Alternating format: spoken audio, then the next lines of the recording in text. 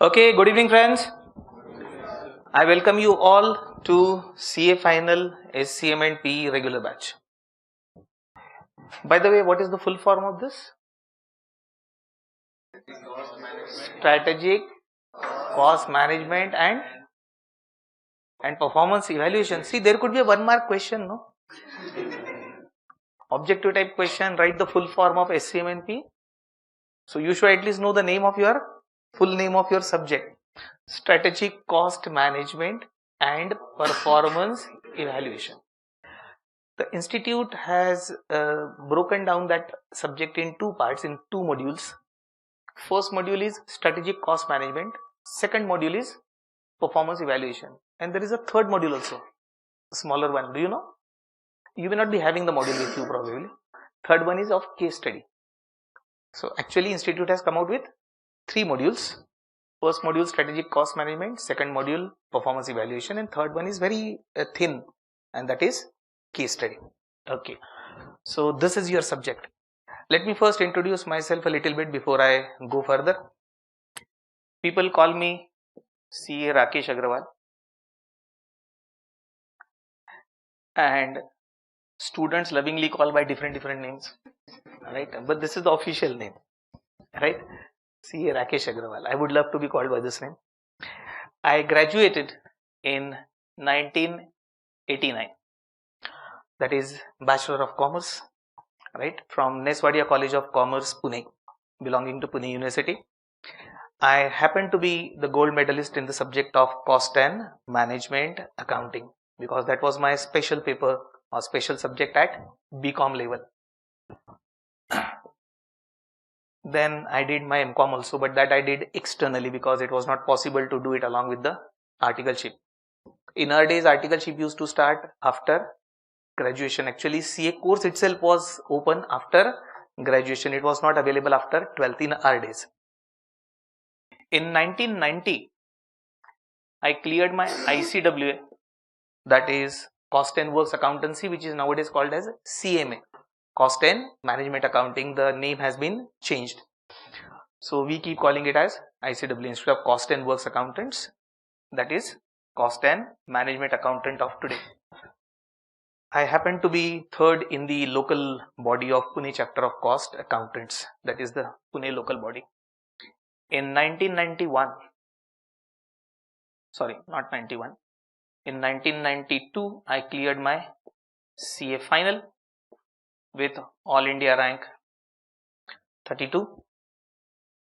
And again, I could score maximum in same subject, that is cost management, because I had to take the least efforts for that subject and I could score highest, because here also my specialization was cost and management accounting. ICWA's main core subject is cost accountancy. So here I studied lowest for the same subject and could score the highest among the other subject, which led me to AIR.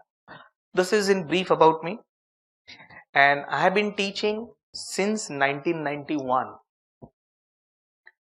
I had a year written 1991 for a reason. My teaching career started, right, since 1991 on the basis of ICWA. So on the basis of cost accountancy, I had started visiting Pune chapter of Cost Accountants, that is local body, as a visiting lecturer for the same subject, costing. So on the basis of this qualification, I started my teaching career, and then my passion continued. I generally call myself as a teacher by passion and chartered accountant by profession. My father being a practicing chartered accountant, the obvious choice would have been to practice with him. That was the obvious choice. But then the love towards teaching had pulled me here, and in spite of the opposition of all the family members, friends, whatnot, right, I ran away from my native place and I landed back to Pune, and that is how I started teaching since 1991. So it's more than 28 years now I'm into this field. Might be more than your age, right? So teaching is never a burden, never a work for me. It is my passion. So I love teaching here. I love standing in the classroom. I hope you love learning the subject. Then that will be fine, right? So that will match. More about me, you will find behind the index page. Basically, in your notes, just behind the index page, I have written in detail, right? So let's not waste much time here.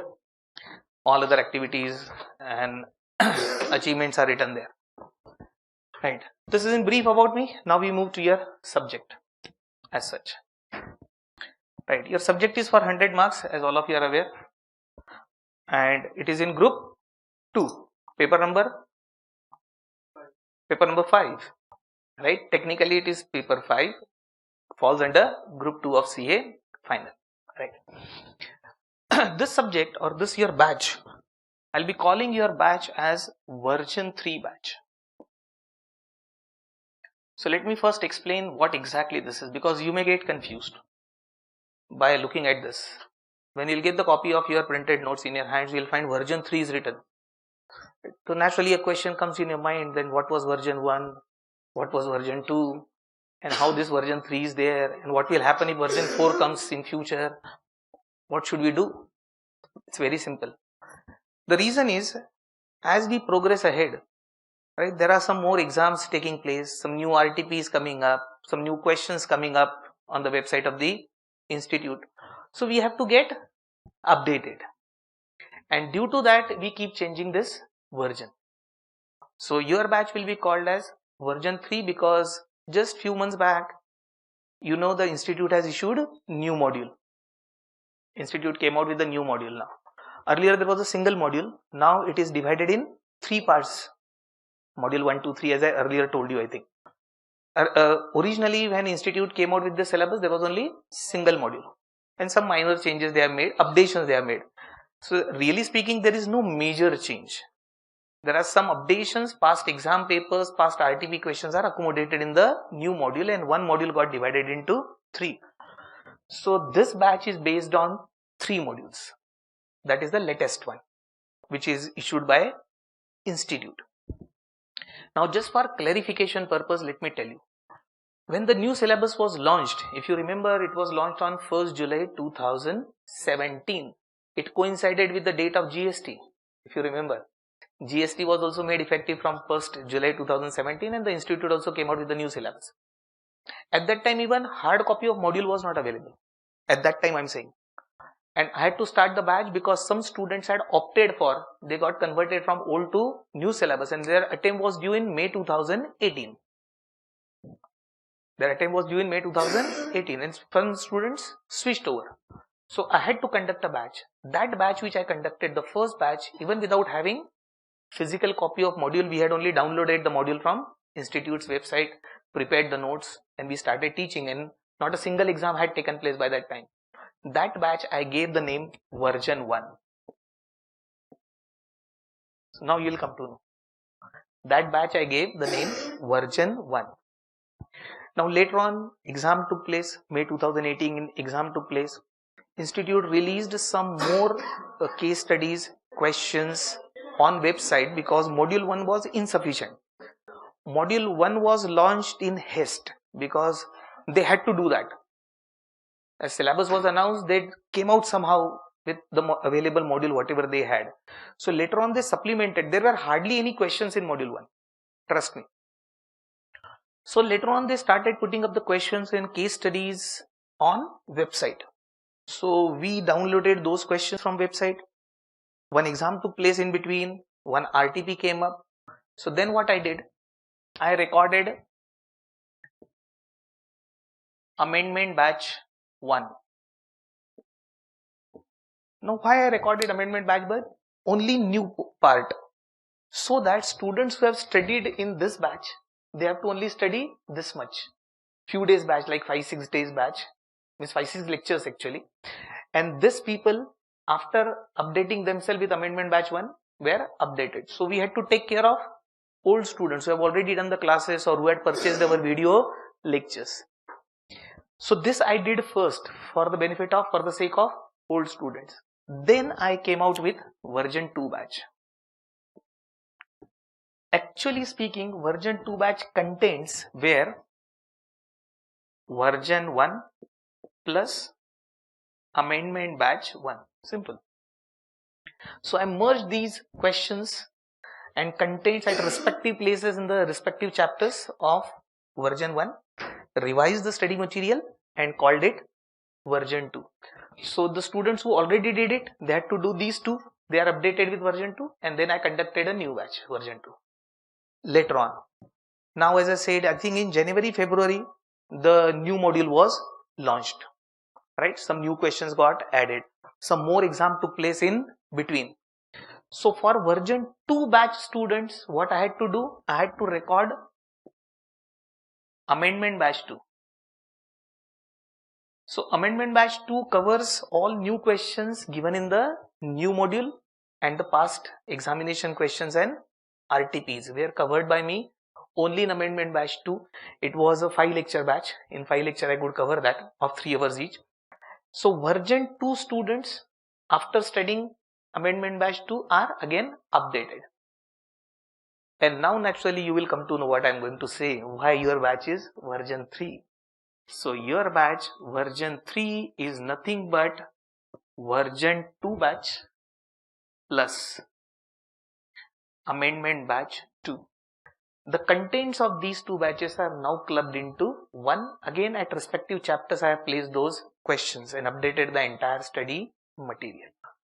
And therefore your batch is called version 3.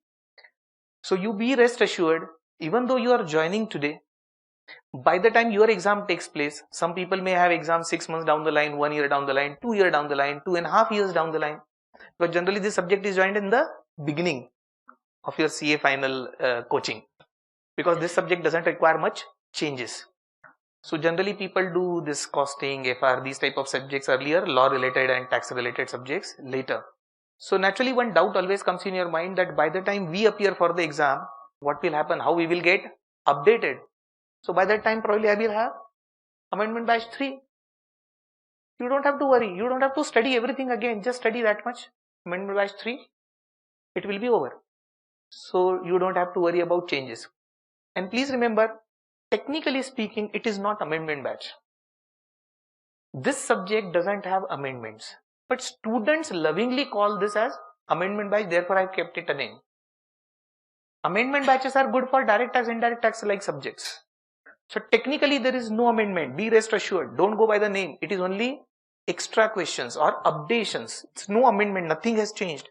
The basic structure remains same, basic theory questions remain same. It is only additional questions coming from RTPs, new modules and exams which are getting conducted in between.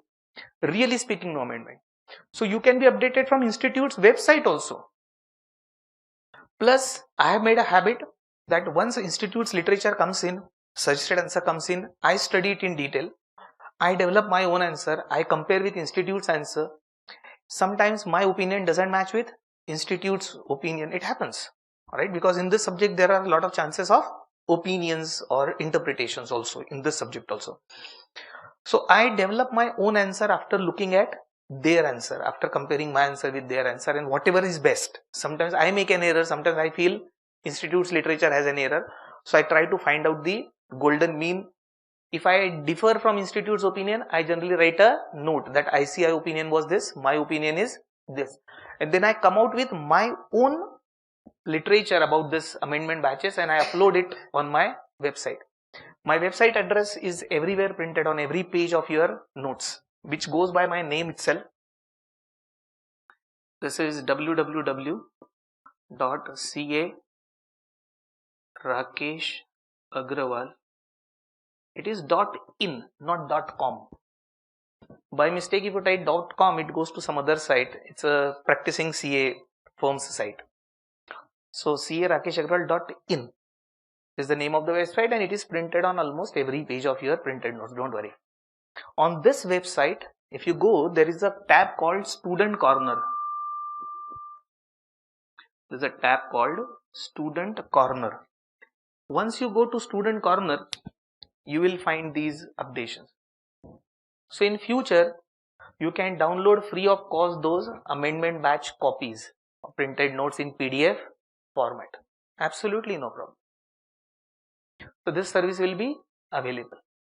You can go and later on check for yourself whether what I am saying is right or wrong. You will find amendment batch 1, amendment batch 2, everything you will find there. in the student corner. Clear? So this will solve your doubt what to do in future, right? I'll be updating everything. So this is, here we are, right? Latest updated batch with whatever RTPs are issued so far, and future arrangement will be done with future amendment batches. With this, now I take you to the subject. Let us first go to the coverage, right? I'll rub this off. Only one request, whenever you in future you ask me the query related to subject, you have to code this version 3, because the page number and question numbers change. Suppose you are asking a question, because nowadays lot many students study through these video lectures. So they say, sir, there is a problem in question number 29. Now question number 29, which chapter? Point number 1. I mean, this is the way communication is now done nowadays. I am very much worried about it. It's not an effective communication. A student says there is a problem in question 29 which I am unable to understand. First of all, he doesn't mention what type of problem. There is a problem in question 29. Now I have to understand what is going on in the mind of student. Problem number 29 of intermediate costing or intermediate FM, that also I teach, or final costing. Any final costing version 1, version 2, version 3. And question number 29 of which chapter, which page. Nobody bothers to mention all this, and that's a truth. More than 95% cases I am saying this type of query comes. More than 95% cases, barring 5% students who write exactly everything.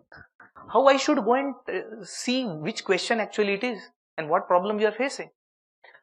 So this effective communication is lacking, and I think as a chartered accountant we should be very good in communication. Let it be written, let it be verbal. So communication should be good. In one communication I should understand what exactly your problem is so that I can answer. 3-4 communication, email communication goes in first understanding what exactly the student wants. This is generally my experience. And now this experience is getting enhanced day by day because of this video lectures, because students are sitting at different locations in all parts of the country, and then they ask the question. So please be careful to write version 3 and final SCMP. Okay. Now, I have divided for classroom discussion purpose the entire syllabus in 3 volumes. I have also done. So you'll be getting 3 volumes, let me tell you. These are those 3 volumes which you'll be getting. These are spiral binded notes, black and white. Spiral binded black and white notes. This is volume 1. This is volume 2. I'll explain what it contains, what are the contents, and this is volume 3. So you'll be getting those 3 volumes, 1, 2 and 3. Now what volume 1 contains? I'm just writing the name of chapters.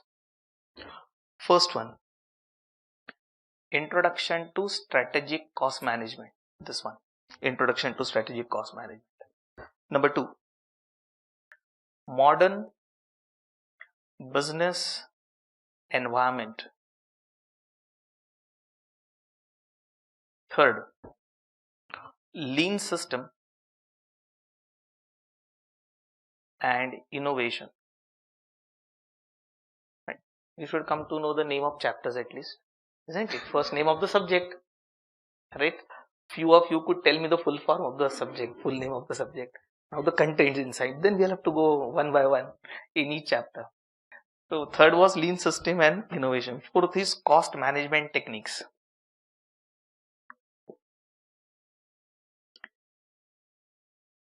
Fifth chapter is Cost Management for Specific Sectors. Cost Management for Specific Sectors. Sixth is Decision Making. Seventh is Pricing Strategies and Decisions, or let us say Pricing Decisions. This is what I'll be covering in volume 1. Volume 1 notes covers this, which is your syllabus. Volume 2, volume 2, chapter number 8, performance. Now we are here, performance evaluations. It is performance measurement.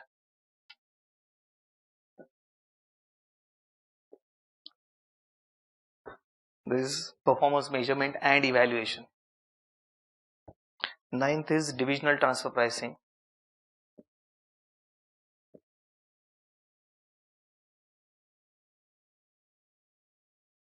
10th chapter is strategic analysis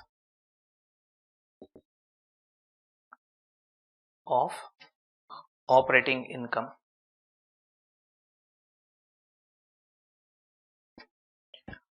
11th is budgetary control.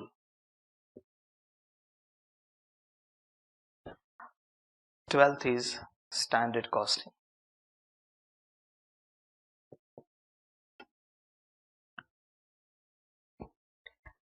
This is indirectly your syllabus also. Now, if you refer the module, this is 13th chapter. Chapter number 13th in module, not in my notes. So it is there in the module and not in the notes. How come? Don't worry. Case study.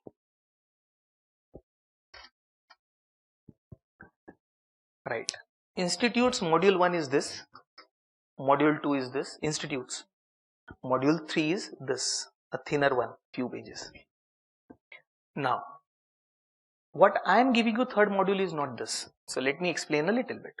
First of all, I have not changed the sequence. The sequence in the notes, my printed notes, is exactly the same sequence which is there in the module, Institutes module. So I have not changed the sequence of chapters so that it is easy for you to compare. However, my teaching sequence will be different, which I'll come little later. Now, where this chapter has gone? Actually, case studies are based on chapter 1 to 12. Case studies is not a separate chapter as such, though it is a separate chapter in module. But really speaking, case study may be from this chapter, maybe from this chapter, maybe from this chapter, maybe from this chapter. So what I did, I have put up the case studies under the respective chapters. Because if I come to case study later on, chapter 1, 2, 3 has been discussed already, and you know we follow FIFO method of learning, right? First in, first out. So by the time you lose the connection, what we had discussed here, and the case study is based on chapter 1. So for better understanding, I have included case studies at the respective chapters at the respective places. So in my printed notes, you will not find this chapter, but you will find all the case studies grouped under respective chapter. This is just to avoid confusion where this chapter has gone. It has gone nowhere. On the contrary, chapter 13 has gone to the respective places for logical understanding. So in the notes I have 12 chapters. This is volume 1. This is volume 2. Now I said I am going to give you third volume also. My third volume is different from Institute. My volume 3 is actually practice manual. You call it as PM generally. You must be aware under new syllabus, Institute has stopped issuing practice manual. It was there under the old syllabus, which was good. But nowadays they don't have practice manual. I have prepared for you. So let me tell you what it is and why it has come up. Especially those version 2 students. You are not version 2 students, you are version 3. But then version 2 students will say we were issued only 2 modules or 2 notes, volume 1 and 2. These students will be getting 3 volumes. So there is injustice. There is no injustice. Actually what happened? In earlier version 2, I had grouped the homework questions for your practice at also respective chapters. But now after this amendment batch 2 getting added, the size of these books or notes became too bulky for you to carry. So the number of pages were getting too heavier. What I did, I splitted it, and all homework questions I have shifted from respective chapters to practice manual, that is volume number 3. So all homework questions I have migrated to this. And in this volume, you'll find all 13 chapters. In this practice manual, you'll find all 13 chapters and all homework questions I have grouped either under the respective chapters. And those case studies which are based on more than one chapter, because there are case studies which includes 2-3 chapters or 2-3 different concepts. Those case studies I have put under 13th chapter of practice manual. So in practice manual index, you'll find chapter 1 to 13. Is that clear? This you don't have to bring to the classroom because this is for you to practice at home. Practice manual contains questions along with detailed answers. It contains questions along with detailed answers chapter wise. This is for you to practice. And these 2 volumes we will be dealing with in the classroom. Something more. If you trust me, you should. No option. But then I am a trustworthy person, right? I've been teaching, as I told you, since a very long time now. I have covered each and everything given in the module. It means it's a complete substitution of your module. You can keep your module up on the shelf. If you trust me. Otherwise, you can open the module, you can compare it. See, you have to keep on verifying. See, we are in the auditing profession. You have to check whether what I'm saying is truth or not. You can do that. Absolutely no problem. And you will be doing it, I know. So, CA final students are deemed chartered accountants. So, you can do it. Everything covered in the module is covered in these 3 volumes. Don't worry. So, you don't have to touch it if you wish to. Because this question keeps coming. Sir, whether that module is enough, what notes you have given, whether it is enough or we have to refer that module. Actually, you don't have to because everything is covered here. Everything is covered here. On the contrary, the coverage in these notes is double the module. It is 200% than what is covered in the module. How come? So let me explain a little bit. First of all, entire module is covered. However, the coverage of practical questions is still very low in the institute's literature. Practical questions are not covered much in the institute's literature. So I was worried about it because it's a practical subject. And if you refer the module, you'll find it's only theory, theory and theory. If you refer the module, first of all, nobody touches the module. That is a different issue. But if you happen to read the module, you'll find it's only theory. Practical questions are very, very few. So being a practical subject, what I had to do? Using my past experience of teaching under the old syllabus also, what I did? I have borrowed the questions from old syllabus. I have modified these questions. Naturally, I have picked up only those questions which can fit into these chapters, not all questions. The questions which are relevant with the new syllabus, only those questions I have borrowed. Somewhere I have modified those questions. Somewhere I have created my own examples and I have put them in either volume 1, 2 or practice manual, that is volume 3. So I have also covered this. So relevant part of old syllabus is also covered, it only relevant part plus entire module of new syllabus. Therefore, I said the coverage in the classroom will be 200% than what is covered by institute. So you can be rest assured, you can depend on me and depend on this printed literature. Everything is covered. Only future updations you'll have to do either using institute's website or our website, right? Through new RTPs, new exams which will keep coming up. Nobody can stop that. So be rest assured about it. Everything word by word, everything will be covered in detail. Right. Now in our daily lecture, we'll have around 10 minutes break in between. Generally after first 1.5 hours, we'll take a small break of 10 minutes so you can freshen up and come back. That will be our daily practice. And one sincere request that your mobile should be in a silent mode and should be kept in the bag so that they don't vibrate. Don't keep it on the shelf. You are likely to forget. Right? I also do that the moment I enter the classroom. So please follow that much discipline. You give me your 100% cooperation, I'll give you 200%. That's for sure. That's for sure. Is this clear? Division of 3 volumes. This volume you can keep at home. And these are the 2 volumes we'll deal. Now, while teaching, I may change the sequence slightly. So I'll come to it. Why and how I will change the sequence.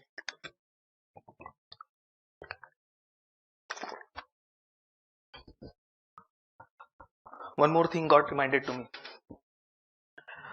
If you have seen the institute's vision and mission statement, if you happen to see, our institute has also issued a vision and mission statement, and that vision and mission statement will come in your syllabus also. Yeah, in your strategic cost management also it will come. In the vision and mission statement, institute wish you to become global financial professionals, not local financial professionals. Globally recognized and acclaimed financial professionals. So institute has done internationalization of your syllabus. Yes. It means when you start looking at the module, you'll find lot many new terms and lot many things are ready-made or borrowed from foreign author books. They have given the reference there because they must have taken the permission also. The institute doing it, not we. So they must have asked the permission. So you'll find ready-made paragraphs, points are borrowed from foreign authors, and they have referred probably so many foreign authors books and they have copy pasted in the module just to make you or give you a global touch. That is so far so good.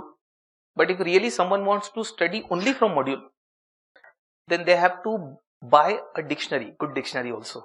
Because to understand that foreign English, though we speak in English only, but Indian English is different and foreign English is different. So it's little difficult sometimes to understand that language and their wordings. So you have to sit with the dictionary if really someone wants to study from the module itself. Our job as a teacher is to simplify all this. So we have to study it twice, thrice, try to find out some examples, simplify and then give it to you. Now, due to this, what has happened? Due to internationalization of syllabus, institute has made one more assumption for CA final students, that as you have come to CA final after passing intermediate, naturally that is the expectation of the institute. But the expectation doesn't stop there. Institute expects that everything you did in intermediate you still remember. Means it is in the safe hard disk here in your CPU. That is what is institute's assumption. And therefore when you open the chapter of marginal costing, first of all, is it visible marginal costing anywhere? Standard costing is visible. Is marginal costing visible? Which chapter it could be? Can you guess? Right, absolutely right. Decision making. Decision making is the name of the chapter. Basically it is marginal costing because marginal costing is a technique used for decision making. All of you are aware of that. Budgetary control is also there. These three chapters were there in intermediate. Marginal costing means decision making, standard costing, budgetary control in intermediate syllabus at the end as an introduction to marginal costing. If you see carefully, it was just introduction to marginal costing, introduction to standard costing and introduction to budgetary control. Me being a teacher, I have seen lot many intermediate students keep this chapter for option. I have seen students say that let us keep it for option. But I hope you have not kept it for option, right? You have studied them and you still remember. This is institute's expectation. And if you open these chapters, they start from somewhere else. There is no connectivity. They directly go to international level. When they start with this standard costing, marginal costing chapters, you can see that by opening up the module from where they begin. So there is a gap between what you covered in intermediate and where you left that chapter, and from where you start CA final. There is a gap in between, and there is no connection. Plus, we have forgotten what we had studied at intermediate. That adds to the problem. This is what the way institute works. Now, me as a teacher standing here, I cannot do like this. If I start standard costing, just I'm giving example, don't take it hard. If I start standard costing and start telling you ex ante and ex post standard, what did you understand? Or what you have understood now? Ex ante, ex post standard. This is the first page of standard costing. So they start from anywhere. Now I cannot teach like that. Meaning why my coverage in my study material is exhaustive and detailed. Reason, I'll take you standard costing from beginning, from zero level. First we'll have to revise, brush up what you had done at intermediate, and then I'll have to take you to CA final and international level. That is a teacher's job, which is not there in the study material. Simple questions are not there on standard costing. They directly start from somewhere else. But it is difficult to form a connectivity then. Marginal costing also they start from somewhere else. Budgetary control something else. Budgetary control purely theory chapter. Can you believe? Budgetary control pure theory in institute's literature. Whereas you have been solving practical questions of preparation of budget. So I have to bridge that gap so that you can understand it better. So I'll be starting from scratch. I'll start marginal costing also from scratch. Basic formulas, basic questions, then we'll graduate to CA final level. Right? This is the way we will be going in the classroom so that understanding is full.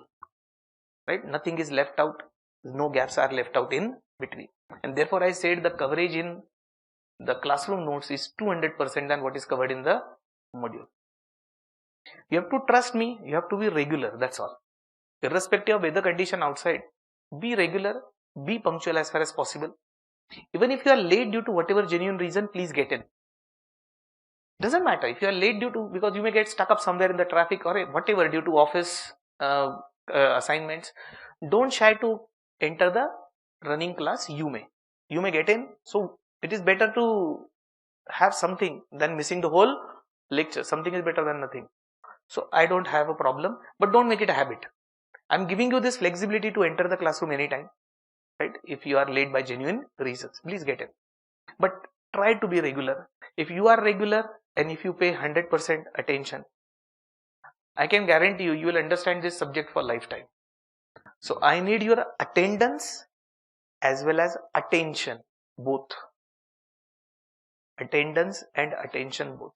You give me only these two things. The rest you leave it to me. The rest I will manage.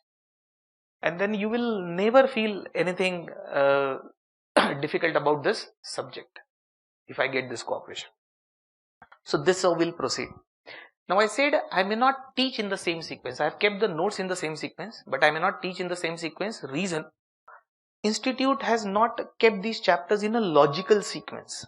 There is generally a connectivity between one chapter and another one. So on the basis of understanding of one topic, you will understand next topic. They have not done this. They have put all these chapters at random. Now, how I will be following the sequence? So let me tell you, I'll start with volume 1 first. In volume 1, I will start from decision making, from here. Means marginal costing. Because this is the base chapter. This is the base topic which will have impact on all other chapters. Everywhere you will find connection with marginal costing, basic techniques and assumptions. With this, all topics are connected. So I will start with this. This is going to consume a lot of time because this is the biggest one. Biggest chapter in our entire study material or notes. After this, I will go to pricing decision. Here also we will have to use decision making concepts, marginal costing concepts. After pricing decision, then I will take you to chapter 1, 2, 3, 4, 5. This is the sequence we'll cover volume 1. Once we shift to volume 2, I'll tell you the sequence of volume 2 also. But again, volume 2 sequence will be different. But it will be logical sequence in which I'll teach. Is that clear? So we'll be starting with this. Today's homework is very simple one. First of all, you should have your Fullscape notebooks, fair notebook. College days have gone.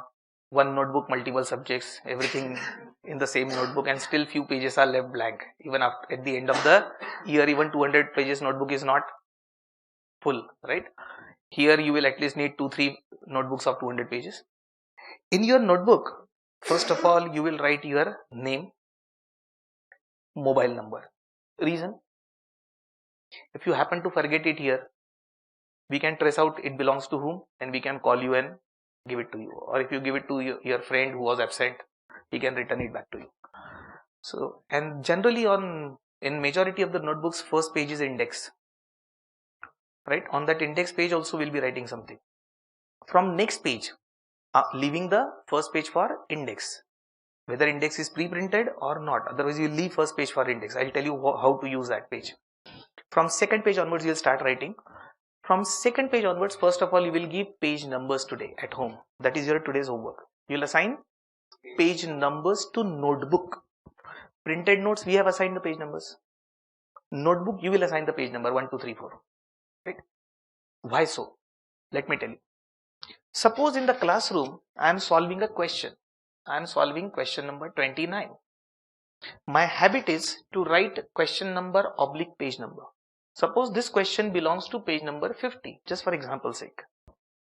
So on the board I will be writing question 29 oblique 50 and then I will start developing the solution. Naturally, when you will write it in your notebook, you will write this reference question 29 by 50 and then you will also start writing the solution. Now, the page number of your notebook, suppose the notebook page number is 110, the numbers which you will give today at home. Suppose this answer you are writing on notebook page number 110, you will put that 110 page number next to the question where question 29 is printed in printed notes. So near the question you will put the page number of your notebook, means reference of answer, and at answer you will give the question, reference of question. Don't you think this will help you when you will start revising the subject before the exam? Because questions are at one place, answers are at different place. How do you match them? You'll keep turning the pages and searching. So you should be able to move from either question to answer or answer to question. And this we have learned from accounting only. See, in journal entries, when we used to make, there was a column called ledger folio. So journal entries posted into the ledger. But in 11th, 12th, nobody has taught us what to write there. It was a blank column, LF. That was blank when we studied through the same system. Actually, that journal entry is to be posted on that ledger folio, page number. So for auditor, he can go directly to that ledger and check the entry being posted in the proper ledger. From there, the system has emerged. So at question, answers number, page number, and at answer, questions number. This will save lot of time later on. Then one more request. Whenever you finish with notebook number 1 and you start notebook 2, give consecutive numbering. It means in notebook 2 again don't give page number 1. Suppose in notebook 1 you have given page numbers 1 to, let us say, 190. We say 200 pages notebook, but there are no 200 pages actually. So suppose we start giving the numbers and you end up at 190, suppose, in notebook number 1. When you begin with notebook number 2, you will start giving number 191, consecutive numbering, so that there is no confusion. Otherwise, notebook page number 12, this 12 number page is in 3 notebooks. Possible? Then you'll have to write page number 12, notebook number 1, page number 12, notebook number 2. Why to do that? Give consecutive numbering, right? So this is today's homework, giving page number to your notebook, right? With this, we will begin. I'm starting with this chapter, but even before starting with this chapter, that is marginal costing, I will quickly take you through intermediate basics of costing. So what I'm going to deal with for next 1 hour and so, probably till the time we finish that basic revision, nothing new I will be teaching you. Nothing new. I'm even not touching this chapter now. I'm not touching this chapter. I'll start with the word cost and I will start with the word costing, which is not required. You know all this. I know it. But still we will quickly take a review or revision of intermediate so that whenever we use these terms later on, you should be comfortable. So no new learning, but quick revision. You may call it as dusting, because over a period of time, as the time passes, the dust gets settled on what we had studied. So we'll dust it out, we'll make it afresh, and we'll have to build up the story of CA final on the foundation of your intermediate knowledge. Please don't forget that. And I hope you have not thrown or sold off your intermediate notes and notebooks to Raddiwala. I hope so. If you have done that, please give double money and take it back. Because at some of the places you may have to refer your intermediate notes given in the classes or institute's literature notebook. It will be helpful. But preserve them till the time you become chartered accountant, till the time you clear your entire exam. Then you can throw it off, no problem. So at some places we'll need. Anyway, I'll be explaining it in the classroom. Wherever required, I'll be giving you the reference of intermediate. We'll be quickly brushing up that intermediate knowledge or concept, and then we will move to CA final. And that's why we are going to take little more time also in the classroom. and therefore we should be at comfort. We should have that sufficient time to cover everything in detail. So I am now taking you to basics of costing. We'll start with the word cost, right? We'll begin with the word cost. I want from you the meaning of the word cost, whatever you feel. Whatever you feel about the word cost. May not be a bookish definition, don't worry. And whenever I am covering these basics, if anybody is interested, you can note it down in your notebook. This is optional. What to write from the board is your choice, right? From my side, there is no compulsion.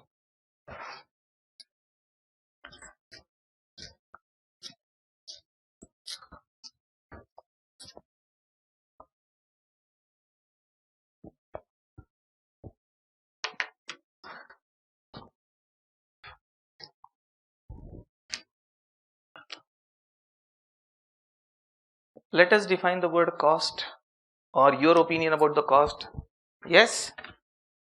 Go ahead.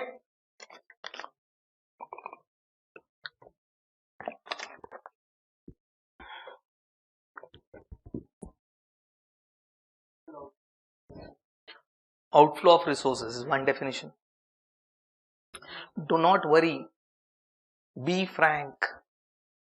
Be frank. Learning is a continuous process. Even we are learning. In the process of teaching, we keep learning a lot. Don't worry. Don't hesitate. Very good. Expenses incurred to achieve some objective.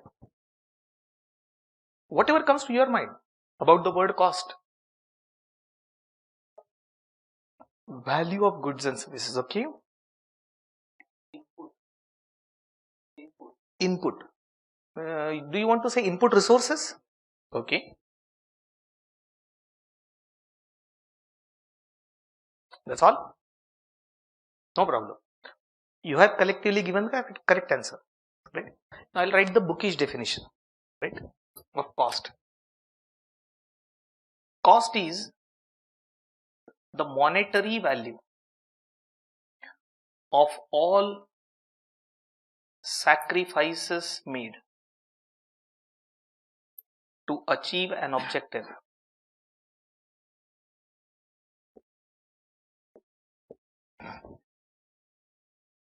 Don't worry, you don't have to remember it by heart. We are just revising the intermediate. First of all, cost is always expressed in money value, monetary value. See the company, this is Camlin company who manufactured this marker pen.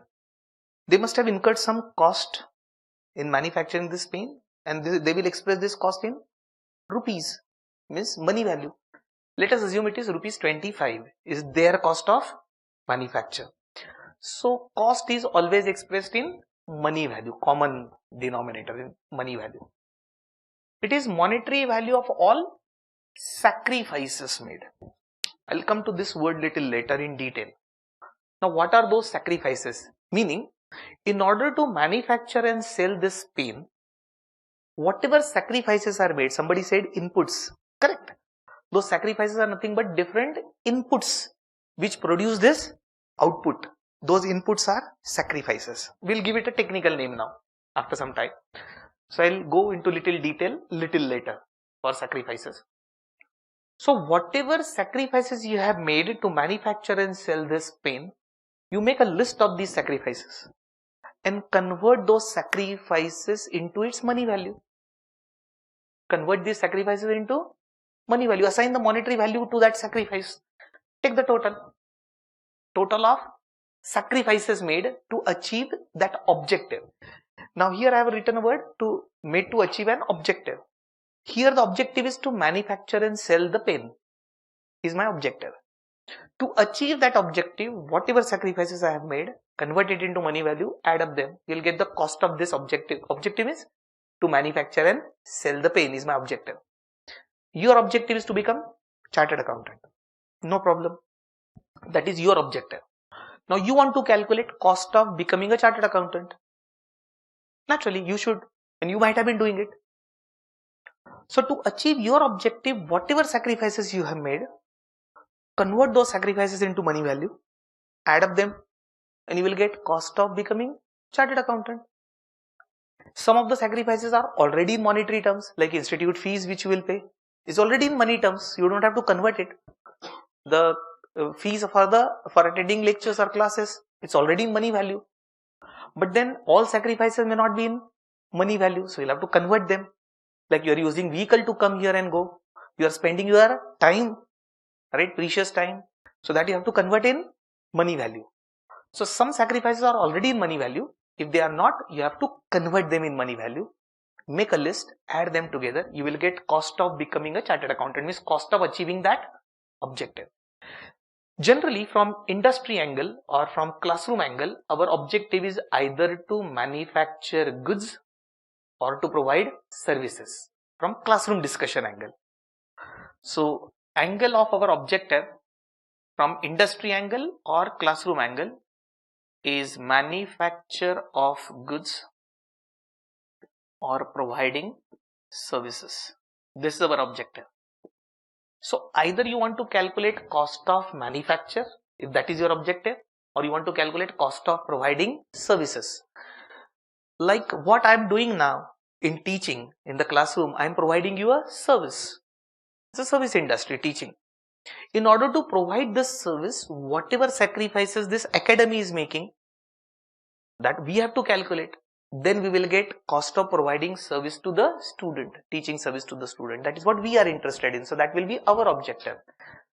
Objective of this company manufacturing pen will be cost per marker pen and so on. So objective could be either to calculate cost of goods or cost of services is an objective.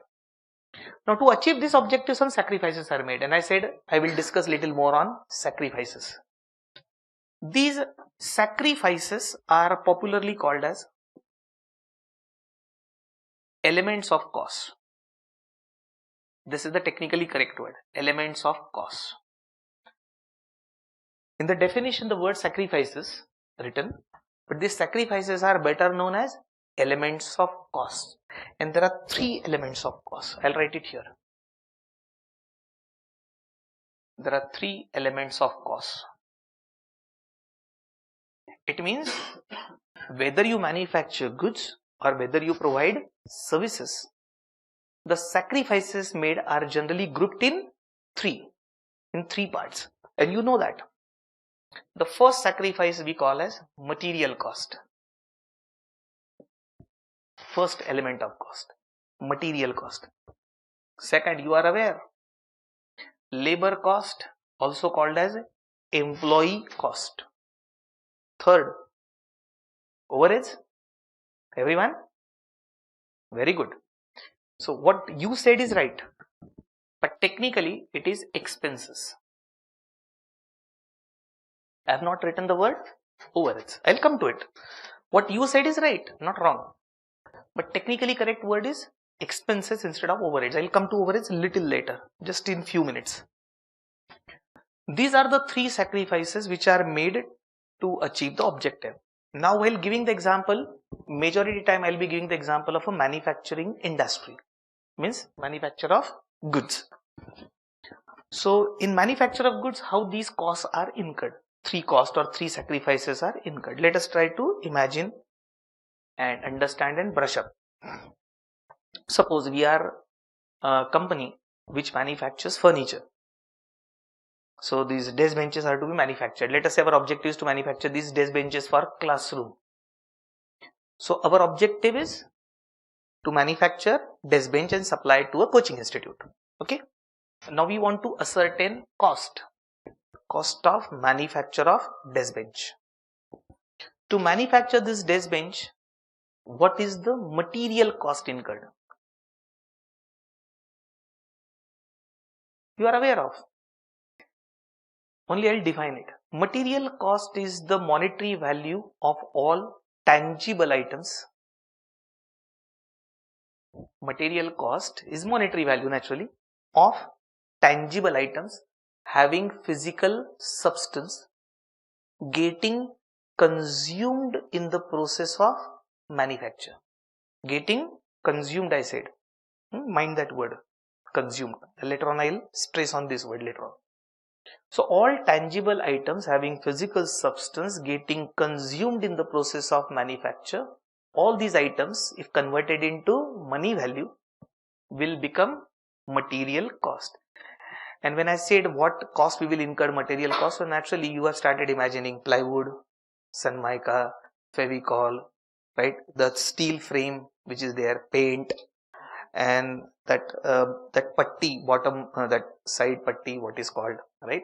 So that there is no rough surface. All these whatever items, nails and so many things are required. All physical items getting consumed in the process of manufacture is material cost. This is first sacrifice. Second sacrifice is employee cost, that is manpower cost. Correct word is manpower cost. We call it as labor cost. Now, though the popular word is labor cost, please treat it as manpower cost. That word has better meaning.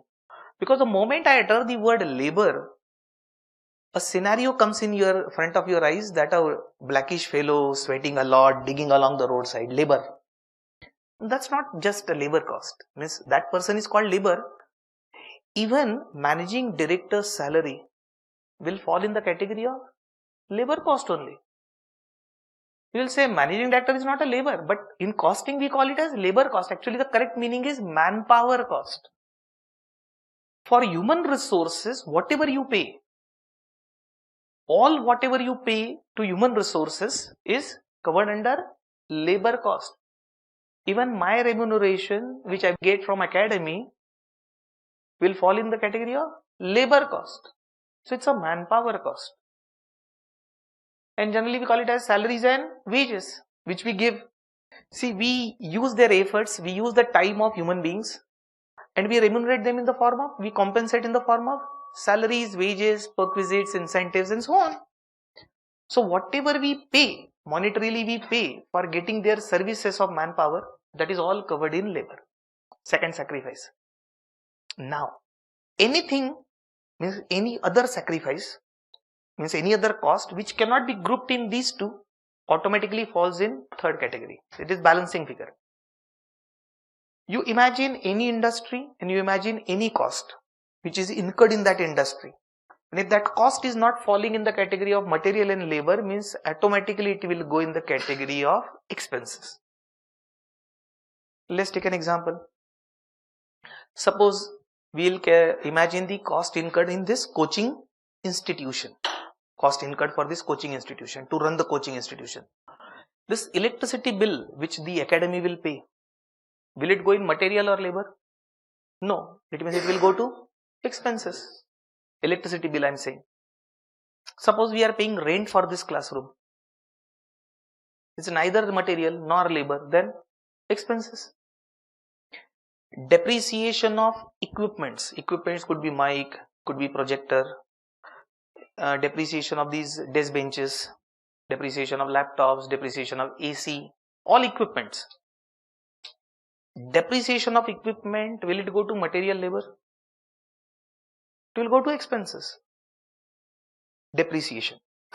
And here I will come to the point. Depreciation of, let us say, assets, fixed assets. Now fixed assets are physical items, tangible items having physical substance. And earlier I said tangible items having physical substance getting consumed in the process of manufacture goes in the category of material.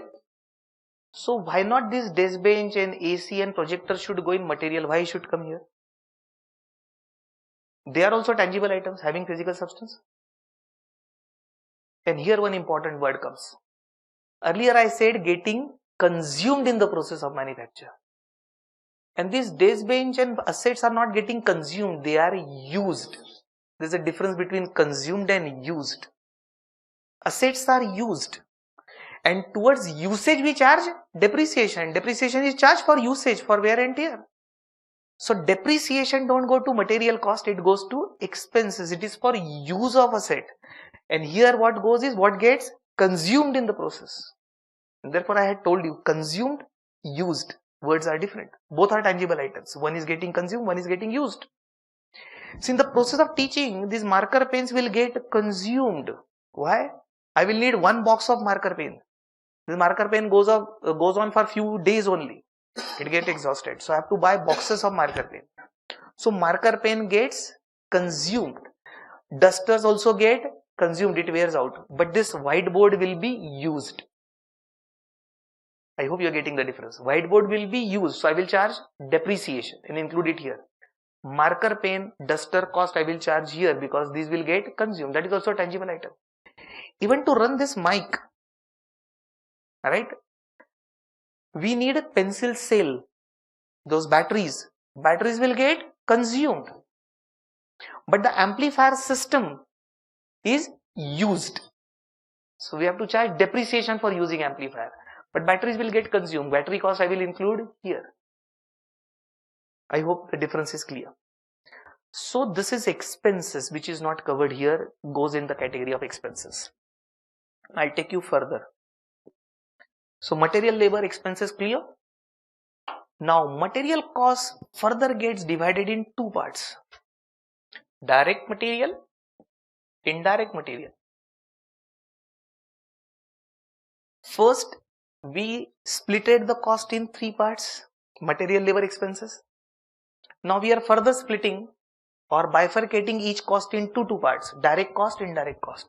Labor cost is called direct labor plus indirect labor. Expenses, direct expenses plus indirect expenses. So each cost is further categorized in two parts. Direct, indirect, direct, indirect. Now, total of these three costs, that is material plus labor plus expenses, is called total cost. Because total cost is divided in three parts. Three elements of cost. Three sacrifices. Now I'll go this way. Direct material plus direct labor plus direct expenses is called, tell me, yeah, very good, prime cost. Prime cost is another word used for direct cost. All direct cost together is called prime cost. And all indirect cost together, is called overheads. Here we come. Overheads is here. This is how it is. So overheads is the word given for indirect cost. And therefore in cost sheet we say prime cost plus overheads is equal to total cost. If you remember the cost sheet is nothing but prime cost plus overheads is your total cost. So overheads consists of all indirect cost. The substitute word is indirect cost. All direct cost is called prime cost, and prime cost plus overheads becomes your total cost. Now how to divide the cost between direct and indirect? What should be the criteria? So there is no list that this is the direct cost and this list is indirect cost. There is no such list. There is a logic, there is a criteria to split the cost in two parts, direct and indirect, based on a logic. And that logic is very simple. If the cost which you are incurring is directly attributable to cost object, so I have uttered one new word. It's not new for you. Cost object. Then such cost will be called as direct cost. I'll come to the cost object, don't worry. I'll come to that word. And if the cost is not directly attributable to cost object, then we call that cost as indirect cost. So let's come to the word first, cost object. In simple language, cost object could be these two only. Either it is goods or services. Nothing. Cost object is either goods or services. From where this word has come and how to remember? See, we generally want to calculate cost of goods or services. So our objective is to calculate cost. Objective is to calculate cost of goods or services. Whose cost you want to ascertain, that is called cost object. If my objective is to ascertain cost of marker pen, this is my cost object. If my objective is to ascertain the cost of this projector, because I have manufactured the projector, then my cost object is projector. If my objective is to ascertain the cost of this desk bench, then desk bench is my cost object. And if my object is to ascertain cost per student, then a student is my cost object. Clear? Whose cost you want to ascertain is your cost object. Now I'll come back again. If there is a direct relationship between the cost which I am incurring with the cost object, means you can identify this cost is incurred for this. If this relationship can be formed logically, comfortably, then all such cost will be called direct cost. It could be material, it could be labor, it could be expenses, but there should be a clear-cut association of cost with cost object then direct. If there is no clear association, but cost is incurred for cost object only, but there is no one-to-one relationship. There is no one-to-one relationship. But cost is incurred for this only. Then we call such cost as indirect cost, because there is an indirect relationship. I'll simplify a little more. This direct cost is nothing but specific cost. Specific to cost object, where you can form one-to-one relationship. So specific cost, direct cost, prime cost is one and the same. Common cost, common, I am using the word common cost for indirect cost, is overheads. Common cost is overheads. Because sometimes students ask, indirect cost means cost is not incurred for this. No, cost is incurred for this only. Only there is no one-to-one relationship. So common cost is overheads. Specific cost is direct cost. Let's take an example. Your objective is to become chartered accountant, which I said earlier, and it's a fact. The fees which you paid to the institute, the fees which you paid for attending the classes, is a direct cost for becoming chartered accountant, because it's clear-cut attributable to this. But you are using a two-wheeler, and suppose that two-wheeler is used by other family members also, not only by you. Now what cost we incur on two-wheeler? See, depreciation of two-wheeler, taxes, insurance, repairs, maintenance, and naturally petrol, oil. This is the cost which we incur on using that vehicle. Is all the cost incurred on that vehicle is chargeable to your becoming CA? No. Why? Because that vehicle is commonly used by so many members in the family, including you. You are also using it to come here. It means the cost of that vehicle, cost of using that vehicle, not capital cost of the vehicle, cost of using the vehicle is overheads, because it is common cost. So you have to take some share out of common cost, because it is common, it is not incurred only for one. And that taking the appropriate share out of common cost and charging it to cost object, this in intermediate was called as absorption of overheads. Remember that word. When we used to say absorb the overheads means what? Nothing great. Absorption of overheads means out of common cost, try to find out logically some share of overheads to be charged to that cost object. That is what is charging of overheads, known as absorption of overheads, known as overheads applied, overheads absorbed, overheads charged, overheads recovered. All this means one and the same. That is finding out the common share out of, appropriate share out of common cost. That is overheads. If we take again the example of this academy, direct material cost for you people, which I can attribute, let us say, one by one basis, and my cost object is, let us say, a student.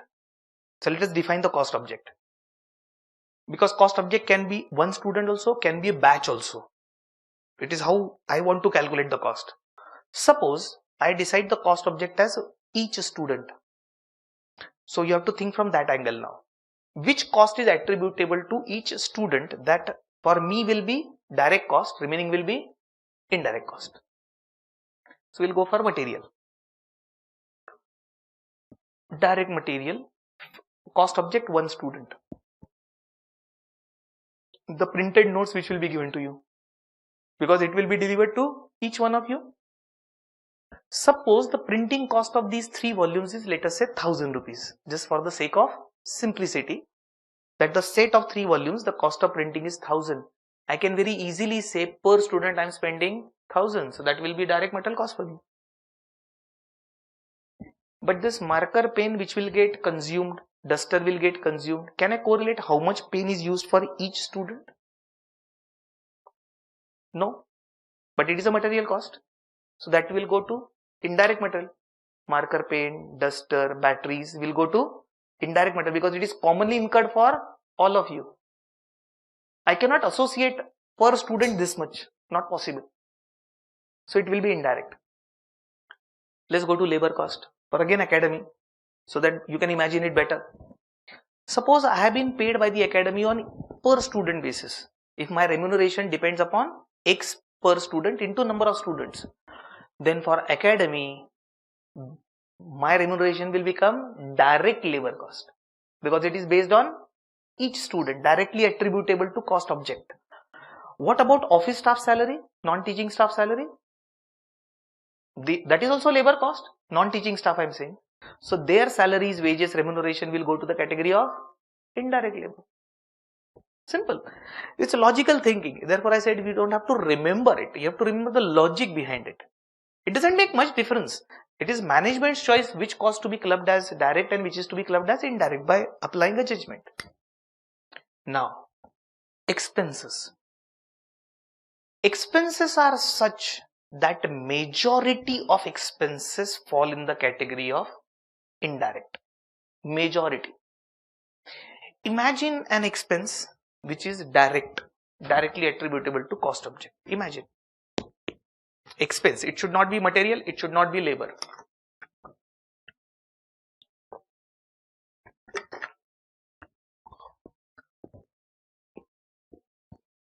We had taken the example of electricity, rent, depreciation. You will notice all these expenses are indirect. Actually, expenses majoritarily tends to be indirect. 99% and above. Expenses tends to be indirect. Does it mean there are no direct expense at all? No. But they are very, very few. Very few. We'll take some examples. But generally expenses go to the category of indirect because they by nature are common. Now suppose that I have taken this classroom on rent, assume, and the owner of the classroom is charging me the rent on per student basis. That pay us 2000 per student in the form of rent. That rent for me will become direct expense. If they charge me like this, there are at some places they charge like on per student basis. Or tomorrow MACB, electricity board, starts charging the electricity bill based on per student. It may become direct anyway, but this is not a reality. We'll take some real life examples. Generally, royalty paid on production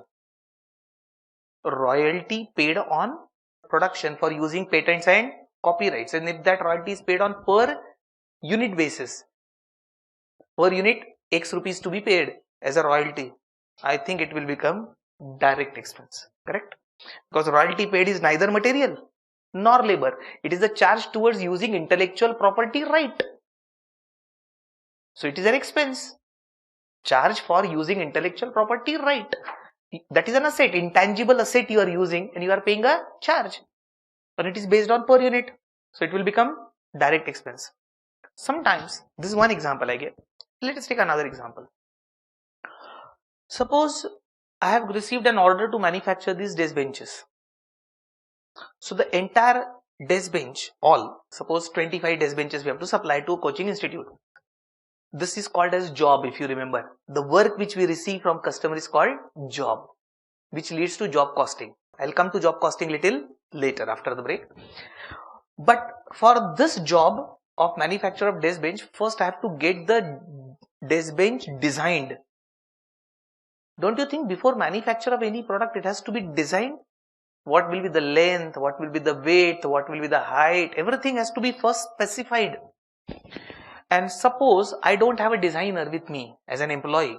So I have hired a professional person who has given me the designs, and I have selected one of the designs out of which he provided. And I have to pay a charge to him for his professional service of giving this design. And this design will be used only for this work, not for other work. I think that will become direct expense, professional fees paid. Please remember, it won't come labor, because labor has to be your employee. It's an outside agency to whom you are paying the service charges, neither material nor labor. It's a professional fees paid to an outsider and getting that design only for this work, only for this job. If that design I am going to use for 10 jobs, then it will become overheads, because it will become common cost. This cost is only for this work, then it will be direct. Let's take one more example. Job work charges. Here the meaning of job work is different. Job work charges means subletting, subcontracting. For example, that I have manufactured those plywood sunmicas, means top and bottom of the bench, and I have fabricated the steel frame.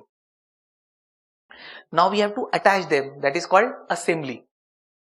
This top and bottom of plywood has to be attached to that steel frame. Suppose this assembly work I have outsourced to some other agency. I told them that everything is ready now. You have to assemble, do the paint and deliver it here. That work I have outsourced, for which I have paid X amount to an outside agency for getting part of the work done. It's a specific payment for this work, which is neither material nor labor, it is expense. That agency to whom I have given the work may incur some material labor. I have to just pay X amount and everything will be done for me. Are you getting the difference? I have done outsourcing, that agency will incur some material cost, some labor cost, some expenses, and some they will earn as profit from me. I am paying X amount and getting that work of assembling done. So I am paying those charges will come here, and it is directly attributable to this order.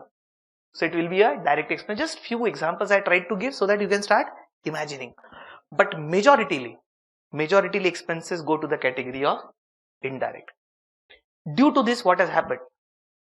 As expenses are majoritarily indirect, what has happened? People have forgotten this item.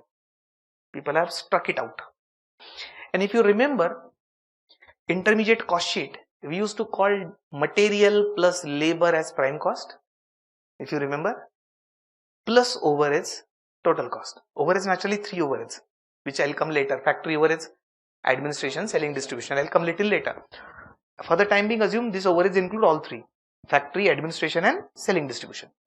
We used to generally say material plus labor is prime cost plus overheads is total cost. Now see how it has come. When we used to utter material, my dear friends, it was direct material. People don't write the word direct. So when we say material cost, mind well, it is this material, not this. Why? This has gone in overheads. So when we say material cost, it was this. When we used to say labor cost in the cost sheet, it was this. And these two used to form prime cost because this item comes very rarely. However, if this item is there, we used to write direct expenses to get the prime cost. But you will notice 90% cases, this item didn't used to appear in the cost sheet. So we used to directly say material plus labor is prime cost. And then plus overheads. 3 types of overheads, and then we used to get total cost. In overheads comes these 3. So that is how we used to prepare the cost sheet in intermediate. Okay.